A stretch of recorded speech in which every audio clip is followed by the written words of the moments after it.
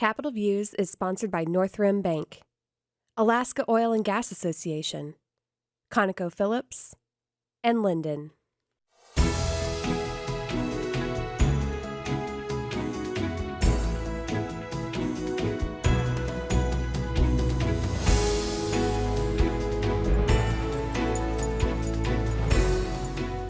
Hi, I'm Tim Bradner with Alaska Legislative Digest, and welcome to Capitol Views. And welcome today to Senator Cathy Giessel, the Senate Majority Leader, and also a Anchorage State Senator from District E in Anchorage.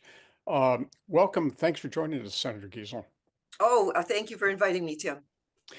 Senator, what I'd like to do, you're the Majority Leader, and I think, we can indulge in a little bit of a civics lesson particularly for new staff and people who are watching.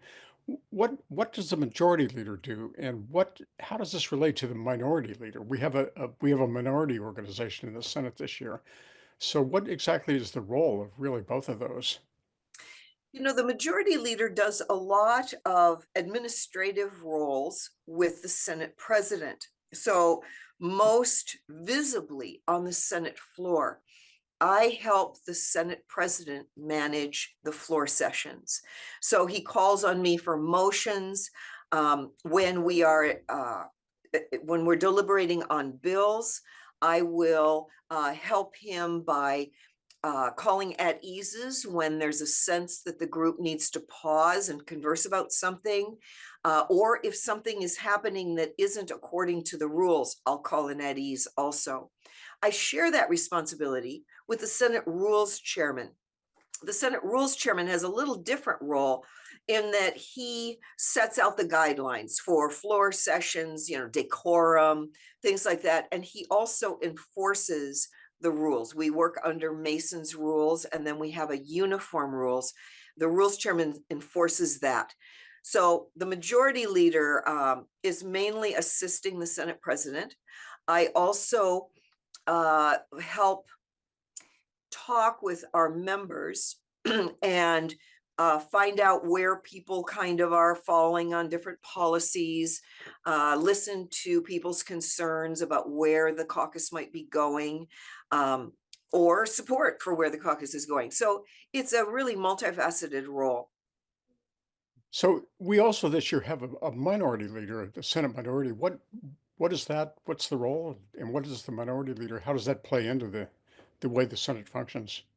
The minority leader has a very vocal role on the Senate floor also.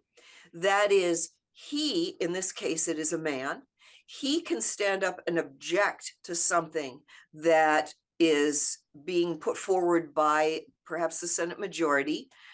Maybe we are wanting to move quickly on a hearing of a bill on the floor. He can stand up and say, I object, this is why.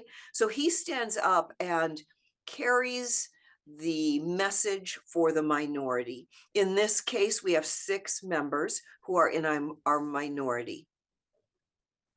And the majority is made up, the 6 members in the minority happen to be Republican, but the majority is a coalition that includes some Republicans.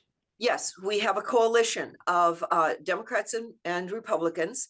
This is a carryover again from last year. We had a coalition that year also. The Senate actually has a history of bipartisan coalitions.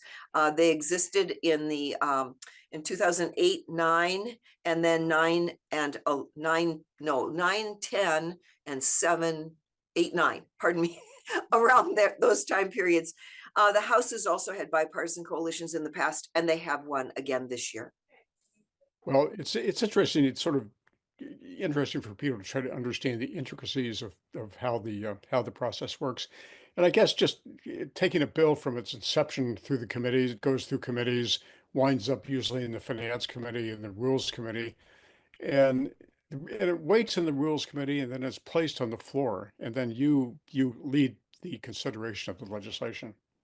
Yes, and the Rules Chairman requires that if it is a personal bill, for example, if it's my bill, that I have to come to him and say, I have 11 votes for my bill, and those 11 votes are majority members.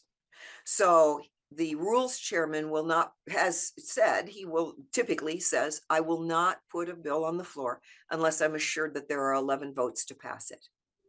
And that's a measure really aimed at saving time instead of the bill going back to committee.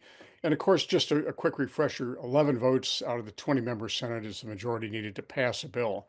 And if it's 10-10, it fails. You are correct. And similar in the House, it takes 21 of the 40 House members. Um, well, it's a system that's really not too complicated. Uh, it A lot of all state legislators are more or less organized the same way. But Yes. anyway, Senator Giessel, we have in the short time we have left, we've got a lot on our plate this year, and I know you have a strong background in healthcare, professional background, and I know that healthcare is one of the major concerns people have these days with the cost of care, insurance, that sort of thing. What issues does the Senate? And I know these things a lot of them will carry over until next year, so they're going to be with us for a while. But what are some of the major concerns the Senate has with healthcare issues this year? Well, you're right, Tim. I'm an advanced practice registered nurse. I do still maintain my license and perform volunteer work in our community when I'm not in session. So I have several bills that relate to the cost of healthcare. Pharmacy benefit managers affect the costs that people pay for their health insurance, number one, but also what their copay is at the pharmacy for their medications. So I've been carrying bills on this subject for about 10 years, passing incremental pieces all along. We have a couple more bills this year to further adjust the cost of pharmaceuticals for consumers. We also have a bill that would address the amount that insurance companies reimburse your provider. So you go and you see a family practice clinician. The amount that insurance companies are now reimbursing that primary care clinician has dropped very low. But the cost of the insurance that the consumer pays is still very high. We are attempting to equalize that. In other words, make sure that the healthcare providers are reimbursed at an adequate amount that they can stay open, and we can reduce the cost of insurance. Those are a couple of the bills. Very complicated issues, and I think it's going to occupy a lot of people's bandwidth this year. Well, Senator Giessel, thank you for joining us, and there's more to come on all these things. Yes. Thank you so much for the invitation, Tim. Yeah, thank you.